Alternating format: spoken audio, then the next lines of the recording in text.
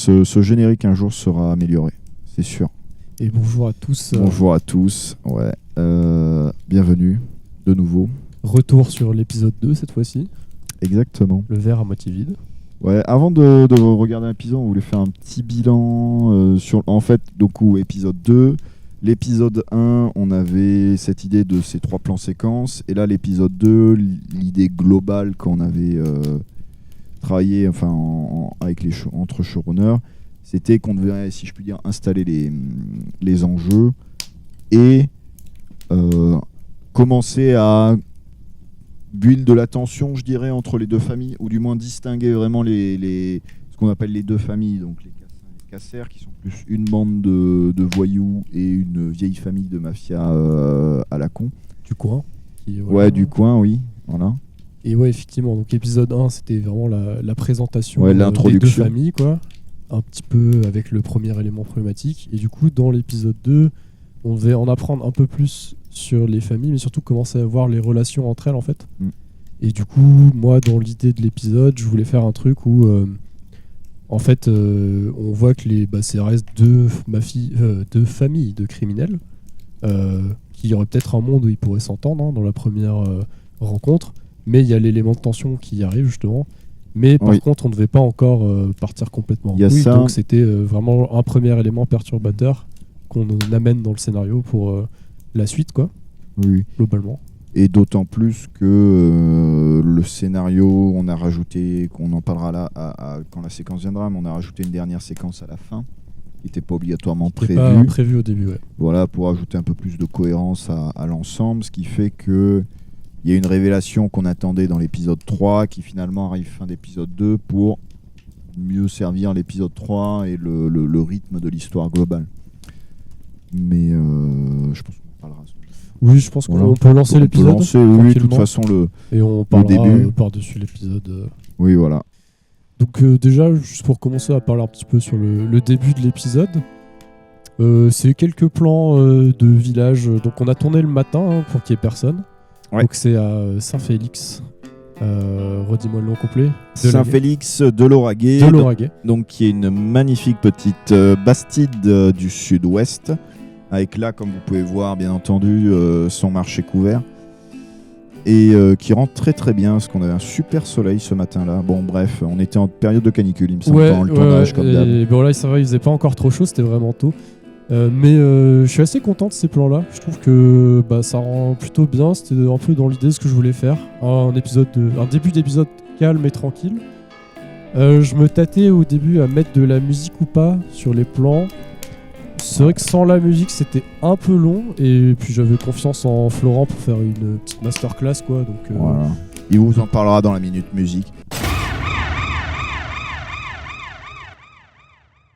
3, 2, 1, go! Du coup, pour parler un petit peu de musique dans cet épisode, donc il y a la musique de fin qui est la même que dans tous les 4 premiers épisodes dont on a parlé dans le commentaire d'avant. Et il y a une musique au début, donc, pendant la séquence d'intro où Alejandro se rend au restaurant. Et donc, c'est une musique relativement simple en termes d'instruments. Il y a 2 guitares qui représentent chacune un des personnages. Donc, alors je ne me rappelle plus, vous irez la réécouter, mais dans une des 2 oreilles, il y a une guitare, une dobro, comme on dit, donc on vous mettra une image. Qui fait des accords dans l'oreille gauche. Dans l'oreille gauche, elle représente Alejandro. Et dans l'oreille droite, il y a la guitare électrique qui représente Dan, et donc elles se répondent un peu comme ça va être dans l'épisode, et je crois qu'il y a une percussion aussi, mais en gros voilà, il y a 2 guitares qui se répondent et ça fait écho au dialogue qui va avoir lieu juste après dans l'épisode. Voilà, c'est tout pour les musiques de cet épisode. Voilà, cette transition avec le clocher, un petit plaisir. Ouais. Et donc je vais peut-être faire une première petite pause là, voilà, sur donc toute cette première séquence qu'on a au départ. Voilà, que pour le contexte, du coup, donc c'était tourné à l'Auberge du Poids Public, qu'on remercie, donc à Saint-Félix-Lauragais, qui est un très très bon restaurant, voilà, qui a le prix du cassoulet, je ne sais plus quelle année. Et surtout, c'est un contexte de tournage assez si je puis dire, sous tension, parce que à cette époque, enfin c'est un moment où du coup on arrive sur le setup de tournage le matin même, on découvre les lieux et on tourne en une grosse matinée et on s'en va. C'est ça, en sachant qu'on avait négocié. que donc l'auberge du public qui a gentiment accepté de nous laisser tourner pour une journée dans l'établissement. Oui. Et on les remercie encore une fois. Et on avait une double contrainte, donc qu'on n'avait qu'une seule journée, on n'avait que cette journée-là pour pouvoir tourner dans l'auberge. Donc il fallait faire tous les plans de l'épisode de l'auberge ce jour-là. Et au passage, en plus, ce jour-ci, donc on avait Florent qui joue Alejandro, qui devait partir à la moitié de la journée à peu près. Donc il fallait faire absolument tous les plans avec lui dès le départ, en sachant que, je vais remettre, hein, mais globalement l'épisode est centré sur Alejandro et il y a beaucoup de dialogue. Donc il n'y avait pas aussi le droit à beaucoup d'erreurs sur les prises. Et moi, dans mon découpage technique sur la réalisation, pour le dialogue, j'en reviendrai quand on sera dessus, mais j'avais prévu des trucs qu'on pouvait absolument pas faire pour faute de place sur le lieu. Et comme on n'avait pas pu faire de repérage avant, on a dû s'adapter. Voilà, donc là on a d'abord les premières scènes un petit peu d'introduction. Le bonjour à Maxime. Qu'on salue, qui aussi c'est grâce à lui qu'on a pu tourner ici. Qui à l'époque travaillait là-bas et qui était serveur là-bas. Donc cette scène qui vient introduire Alejandro et un peu les affaires mafieuses de la famille Caceres avec les spiritueux, etc. Qui a été finalement pas si dur que ça à faire. La cave était surprenamment hyper bien éclairée. Oui. Mais c'est en vrai pour le coup c'est vraiment c'était la première fois dans l'ensemble de nos tournages qu'on avait vraiment des là tu vas pouvoir faire pause. C'était la première fois qu'on avait des tournages assez importants dans des lieux réels et du coup qu'on découvrait les décors et qu'on pouvait s'en servir complètement. Et pourquoi on s'est arrêté aussi là? Parce que donc on avait cette première séquence de la cave qu'on a tournée très rapidement. C'est ça, le matin, juste après avoir fait les plans en extérieur qu'on a fait en premier. C'est ça, et on a cette transition avec la caméra où là, ça va couper à la frame parce que la frame d'après l'anecdote dans l'anecdote, vous avez le vilain Corentin. Voilà. Hop, ça vous voulez voir le cut. Voilà, juste là. Qui apparaît dans le champ. Qui apparaît dans le champ en mode ça tourne ici, bonjour. Et donc ça, c'était les mauvaises surprises de découvrir les lieux sur le moment, parce qu'en fait, la scène, normalement, ce plan-là, ça devait être... on devait voir Alejandro remonter des escaliers de sous le commerce. Ouais. Et il y avait tout un plan où il marche le long de la salle de restauration de l'auberge du poids public, qui était complètement en contre-jour, donc c'était inutilisable. Qu'on a là, que vous avez vu finalement avec très peu de... Il y a très peu de... On l'a complètement coûté parce que... on voit pas. En fait, on voit quand il arrive au niveau de la porte directement, et donc il n'y a pas vraiment de temps mort entre le moment où il y a le barman qui lui explique que quelqu'un l'attend et normalement il doit y avoir une petite transition. Bon, c'est pas bien grave, mais voilà. Et aussi, on n'a pas une petite scène que j'avais mise où on voit le barman récupérer la radio qui va plus tard annoncer la mort de Luca et qui va déclencher toute l'amorce côté tension, on va dire, dans la scène. Le fil conducteur du film. Mais exactement. Mais du coup, on s'est adapté, voilà. Et donc là, on va voir les longues scènes de dialogue on n'a pas eu beaucoup de prises pour pouvoir les faire, mais franchement, vous avez quand même plutôt géré côté acteur de mémoire. On s'y est pas trop repris pour les faire. Et c'est aussi là où on va introduire la deuxième caméra. Qu'on voit, on voit que c'est pas la même en termes de qualité. Ça filme pas en même qualité. Ça filmait pas en 4K, il me semble. Non, c'est de la 1080 et c'est un appareil, c'était toi qui l'avais ramené de souvenir, c'est un appareil qui est pour de la photo. Ça nous a quand même énormément aidé parce que c'est, pour l'anecdote, c'était la première fois qu'on jouait vraiment de cette double caméra avec l'angle, ce qui permet sur des tournages très réduits en temps de faire énormément de rush et de couper et de relancer immédiatement. Notamment dans cette matinée-là, si on avait dû faire tout avec une seule caméra, vu que c'est que du champ contre champ, je pense pas qu'on aurait eu le temps. Ou en tout cas, on aurait dû faire probablement tous les chants de Florent en premier, puis faire les tiens, et peut-être qu'il y aurait plus Florent, enfin ça aurait été une galère. Ouais. Alors que là, on a pu faire une seule fois la prise avec les 2 caméras qui tournent en même temps. Et d'ailleurs, ça a été un peu galère de les placer parce qu'en fait, là, on n'est pas vraiment dans la salle de restauration, on est dans une espèce de vestibule d'attente où il y a un bar juste derrière. Donc la découverte des lieux sur le moment, hein. Moi à la base j'avais prévu des trucs où il y avait une table, la caméra elle tournait autour de la table, il se passait des trucs et tout. Bon, on a fait avec ce qu'on avait, hein, mais ça marche bien. Il y a le plan sur Flo marche très bien, le plan de l'autre caméra est mal cadré, mais on fait ce qu'on peut. Il y a notamment un gros contre-jour, hein. C'est un peu la signature de l'épisode. Pas les meilleurs choix sur ce côté-là, mais... Et il y a aussi une anecdote au montage, c'est que là, on a l'impression que tout le dialogue est là. En fait, il y a 4 ou 5 dialogues, et Florent dit jamais la même chose, comme moi, je dis jamais exactement la même chose. Donc, ça passe bien au montage, mais... oui, forcément. Ouais. Mais bon, ça rend plutôt bien pour, on va dire, les conditions de tournage qu'il y a eu.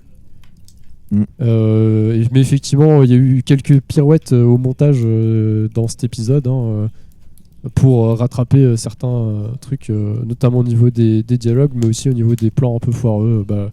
Le plan dont je parlais au début, contre-jour, etc. etc. Puis après, je sais pas si côté acteur, il y avait des trucs à dire au niveau du texte à apprendre à ce moment-là. Bon, c'est vous qui parlez beaucoup, hein, cet épisode. Moi, j'ai bien compris que j'étais pas bon. Là, par exemple, quand il fait 2 mois, la prise, il dit 2 jours. Et dans toutes les putains de prises, il fait 2 jours. Donc on a réenregistré le 2 mois. Bref. Non, mais c'est compliqué. Avec plaisir. Ouais, c'est pas... Et même niveau, le niveau des timings, tu vois. Ça, c'est Matos, du coup, qui nous a donné la voix. Et du coup, on doit mettre un poil sur pause. Hop, je vais mettre sur pause. On transitionne sur une autre pièce. C'était aussi un des enjeux de l'épisode 2. C'est que, comme dans toute la série, énormément de décors, énormément de personnages différents comparés à ce qu'on a produit juste avant, donc en sursis et un chemin.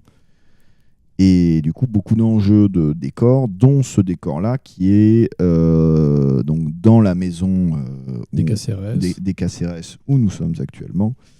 On a repris une chambre, on a démonté le lit, l'armoire et tout, et on a transformé ça en bureau de Amado pour faire un peu plus réel. Et là aussi, autre chose, c'était avec le rail qu'avait testé Thomas, qui fonctionnait comme il fonctionnait, c'est-à-dire pas bien. Et du coup avec Matos, donc le cadreur de tout, on a ça, c'est quand même un plan au rail, mais après on a fait que du stabilisateur. Je crois que celui-là on n'avait pas doublé en stabilisateur, mais on s'était dit qu'on avait tout doublé après en stabilisateur. Celui-ci, il me semble que comme il n'y avait pas besoin de la prise son, vu que c'était une conversation téléphonique à la radio, on avait pu utiliser le rail. Puisqu'en fait, il y avait 2 soucis, c'est qu'il faisait beaucoup de bruit, donc pour les prises son, c'était compliqué. Et après, il tremblait. Donc, il tremblait. Là, le plan de base, il fait ça, là, tu comprends pas.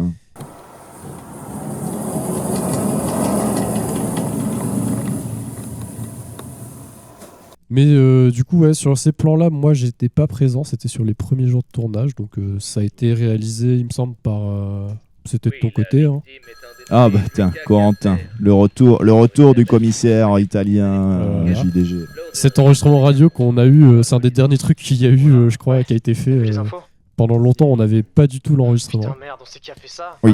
Et donc là, c'est assez classique, hein, toute l'idée de mise en scène, c'était d'avoir la réponse en téléphone, où du coup, Amado ne voit pas ce qui se passe et on n'a que son point de vue. Et on sait, nous, de l'autre côté, que Alejandro est avec Dan. Et qui, du coup, est directement en train de soupçonner d'avoir potentiellement tué Luca. Ils ne savent pas qui a commis le meurtre. J'arrive après avoir réglé un truc ou deux. Donc, voilà, pas grand-chose de plus à dire sur cette scène-là. Bah ouais. Si, parce que Maxime fait son vrai numéro, là. Maxime qui joue Amado va faire son presque vrai numéro si on continue la séquence. Donc si vous voulez l'appeler, n'hésitez pas, vous avez qu'avec brute force quelques numéros et vous avez son numéro de téléphone. Alors là, on va voir l'histoire du panneau. Alors je vais mettre en pause. Il y a le fabuleux panneau cassoulet qu'il y avait sur ce mur que vous pouvez voir hein, quand il y aura les plans où la caméra bouge, parce que trop compliqué à effacer quand il y a des mouvements de caméra, qui a été effacé en post-prod pour pas qu'on voit, parce que c'était vraiment très moche. Donc encore une fois, petit cadrage un peu malencontreux de ma part, mais sinon... Mais c'est que tu n'avais pas cette idée-là à la base. C'est qu'à la base, le plan devait bouger et la scène de tension devait être beaucoup plus forte. Et on s'est retrouvé où, sur Soleil de plomb, on avait la caméra principale qui était un GH4, qui n'est même pas celle qui nous filme actuellement, qui est une autre caméra, et avec un objectif 50 mm. Ce qui fait que donc Matisse qui cadrait, le 50 mm étant extrêmement zoomant énormément dans l'image, la caméra est obligée d'être extrêmement loin, ce qui fait que l'espace qui était là-bas était beaucoup plus tôt réduit, et donc on ne pouvait pas tourner autour sans que ça fasse extrêmement bizarre. Surtout comme je disais, en fait ici c'était un espèce de petit vestibule d'attente qui déjà n'avait pas beaucoup de place de base, et si tu prends encore en plus en compte la place qu'il fallait juste pour reculer la caméra pour que les acteurs soient dans le champ, etc., ça laissait pas beaucoup de marge de manœuvre. Donc c'est pour ça qu'au final, pour compenser, il y a eu quelques tests de mon côté sur des mouvements au côté plus de la caméra que des acteurs qui n'ont pas vraiment été gardés quand Alejandro fait un coup avec son arme. Normalement la caméra pivote au même moment, mais ça rendait pas extrêmement bien au montage, donc on l'a pas gardé, ça a été cuté net. Sinon, je serais pas venu aujourd'hui. Mais oui, en fait, normalement, vu que j'avais écrit ça devait se passer dans une espèce de grand bar. Bon, c'était un peu ambitieux comme décor, mais voilà. L'idée, c'était que toute cette discussion se passait en mouvement du côté des deux acteurs, en fait, et que d'un côté, Alejandro acculait Dan, et de l'autre côté, Dan essayait de reculer en même temps, etc. Mais du coup, on a dû faire un peu sur place. Petit regret aussi sur ces plans-là. Je pense qu'on aurait pu faire mieux sur le plan. Ouais, niveau rentre cadrage, la ceinture. c'est compliqué. Hein. Il y avait encore une fois, c'était une question de place aussi. Oui. Et surtout qu'il y avait une petite étagère qu'on verra après. Là, c'est la vieille, la mauvaise caméra. Quand on a dézoomé la petite étagère, ouais. Mais on la reverra normalement. Et là, sur le plan après. Mais c'est oui. Globalement, en fait, l'épisode 2, c'était beaucoup de un tournage très contraint niveau timing et niveau décor, et donc ça donne tout ça. Mais ce qui rend pas si mal, voilà, c'est ce plan-là où la caméra est censée bouger. On va le voir quand il va faire un mouvement avec l'arme. Et du coup, il a pas fait le mouvement, voilà, on avait cut. En fait, normalement, là, il fait le mouvement avec l'arme et ça cut sur ce plan-là où on voit l'étagère. Mais ça, c'est ça. La porte est fermée, là, pour info. Donc je me suis pris la porte dans le nez, c'était C'est vrai, je me rappelle. Et d'ailleurs, on avait filmé plus longtemps parce que dans l'idée, on devait avoir... Voilà. Et ça, pourquoi ce plan aussi est si long ? C'est le dernier plan de fin. On remarquera que ce n'est pas un cul sec, il n'y a pas tout vu, il y avait trop de trucs pour finir. Parce que c'était le plan de fin, et du coup, la séquence qu'on rajoute, parce que on se rend compte que l'histoire n'est pas assez claire, voilà. Et qu'il manque... En fait, il y a une révélation donc là, dans l'épisode 3 qu'on ne pouvait pas placer dans l'épisode 3. Oui. Et plus donc même qui est le fait que vous avez vu le machin que Edouard du coup est un policier. No spoil. Voilà, bref, qu'on s'est dit que c'était quand même beaucoup plus pertinent de l'apprendre à la fin de l'épisode 2 pour que l'épisode 3, d'autant plus avec la séquence de folie que vous juste après. Voilà. Soit cohérente. Mais du coup, on a dû rajouter toute cette séquence, l'écrire je ne sais pas trop quand. Eh ben, je l'ai écrit, je crois, la semaine du tournage. Ça a été rajouté. Ouais, en tout cas, pas longtemps. Non, un peu plus, je crois que j'avais un peu plus de temps. Mais en tout cas, ça a été rajouté au moins un mois avant. Je pense que c'était un mois avant le tournage grand max. Et peut-être même moins. Mais en tout cas, voilà, c'était rajouté à la fin de l'épisode. Il a fallu rajouter toute une scène pour qu'on explique que donc Edouard était un policier dans la fin de l'épisode. Ce qui était un peu dommage parce que du coup à la base j'avais écrit la fin de l'épisode, ce qu'on a vu juste avant comme étant la fin. Et en fait il va y avoir tout un plan où ça devait continuer et on devait voir sortir Dan un peu plus longtemps, etc. Edouard, au final on a fait cette conversation téléphonique à la place. Donc avec 2 lieux de tournage, avec un lieu, il me semble c'est Maël qui l'avait trouvé, donc qui est la cabine téléphonique dans leur village qui est très jolie. Et du coup bon, le blabla de Dan qui trouve quelque chose, qui pense, mais le début, si je peux dire, de l'embrouille. entre les deux familles montées par la police. Mais C'est ça. Et du coup, ça, c'est encore des plans qui ont été faits. Moi, j'étais pas présent pour Oui. ceux dans la cabine téléphonique. Par contre, ceux au téléphone avec Edouard, où j'étais présent. oui. Qui était dans la maison de Maxime, si je dis pas de bêtises, en termes de décor. Qui était le repère des jeunes. Hein, donc, c'est la même maison qu'on a vue dans l'épisode 1. Oui, on et voit, qu'on Dan, a tout tourné le même jour. Hein. Ouais, tout a été tourné ce jour-là. Ouais. Et il devait y avoir une partie de cartes aussi dans cet épisode, dans cette séquence-là, qu'on a cuté parce qu'il n'y avait pas le temps. Oui, voilà, Dan raccroche au nez à ses Et subordonnés. donc là, il y a ce plan formidable avec le fusil qui n'était pas prévu, mais qui, au final, ça tombe bien qu'il soit là. Pile au niveau de la tête, en plus de Edouard. Et là, pareil, à la base, dans l'écriture, ça devait être un téléphone mobile et il envoyait un message à son chef et tout. Bon, on m'a fait comprendre que c'était plus simple de montrer un badge, alors... Bah, on t'a fait comprendre que globalement, on réglera ça demain en effets spéciaux. C'était une excuse qui marchait bien quand on faisait du Star Wars, mais que globalement, maintenant, les mecs des effets spéciaux, déjà, ils bossent beaucoup trop, ou ils sont morts. Donc, bon, quand il s'agit les plaques d'immatriculation, ça a déjà dû être assez marrant à faire, donc mais bon. Oh, ils en parleront peut-être dans maintenant l'épisode c'est de d'après. l'automatisme. Il appuie sur un bouton et c'est fait tout seul. Je pense qu'on a fait un peu le tour de l'épisode globalement. Ouais, qu'en penses-tu, toi, ton petit épisode de... Bah, globalement, quand même assez satisfait parce que comme on a expliqué dans le retour, on a eu comme des contraintes assez fortes au niveau du temps et on n'avait pas forcément lieu de tournage à l'avance, donc c'était compliqué d'anticiper. Après, il y a pas mal de trucs. Bon, c'était le premier où je faisais de la réalisation, hein, j'en ai jamais fait avant. C'était la question que j'allais te poser. Et après, donc, il y avait pas mal d'erreurs un peu bêtes qui auraient pu être évitées, je pense, de ce côté-là. Tous les contre-jours, certains cadrages un peu douteux. Les idées que j'avais qui marchaient bien dans ma tête et qui, au montage, marchaient moins bien, mais qui ont été magnifiquement récupérées au montage. Et d'ailleurs, merci d'être occupé en grande partie du montage, puisque à la base, je devais le faire et... il se trouve que je ne suis pas monteur non plus, voilà. Mais je trouve quand même que ça rend bien et qu'au niveau des acteurs, vous avez quand même bien géré. Parce que c'était pas facile à jouer, alors évidemment ça aurait pu être mieux joué, je sais pas ce que toi t'en penses, mais...